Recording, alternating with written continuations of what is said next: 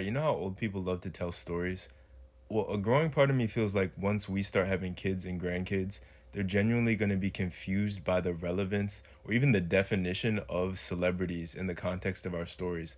Like, if you tell your grandkid a story about like Andre 3000, feel like there's a future where they genuinely wouldn't understand why the story is cool, not just because they don't know who Andre 3000 is, but because the concept of a celebrity itself doesn't really resonate. And hear me out, because people have always been famous, but the concept of modern celebrity as we know it, for me, largely is a result of the 1500s and 1600s, this Renaissance era where we have this anthropocentric shift in media and art, and also the advent of the printing press, which allows individual people to disseminate their ideas about their lived experience and then gain acclaim for that.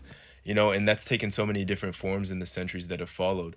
But there's this weird bell curve that's existed where it's like the access to these kinds of things has increased. So it created this strata of celebrity, but it was still limited enough that it was special. And now we're on the other side of the bell curve where the access has been taken to the nth degree and it's no longer special, not because no one can do it, but because everyone can do it. You hear people in social media and marketing talk about like niching down and that trend towards micro influencing, which eventually gave way to something that's kind of like a post influencer vibe. Um, to me, that's a reflection of the decline in globalization and a return to localized scopes in general. It weirdly makes me think about how people refer to the old gods in Game of Thrones, you know? And I could problematize everything I just said, but it is interesting to me that all of capitalism's babies, chattel slavery, modern celebrity, the quote unquote new world, all of these things had relatively the same inception date, give or take, and we're now seeing them in decline.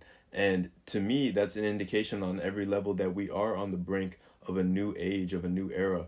And what that age will be defined by and what it will look like are the questions that I think we should be asking and coming up with answers to, because in some ways I think we get to decide. I think we are in another renaissance moment, even if it doesn't feel like it. Like we are in a latchkey major shift moment that maybe will set the tone for the next half millennia or more. um, I know that's very lofty and kind of like, unsubstantiated, but that's what it feels like. Like I feel like the zeitgeist isn't something you can necessarily get super granular with all the time. Sometimes you just got to feel it, and that's what it feels like to me.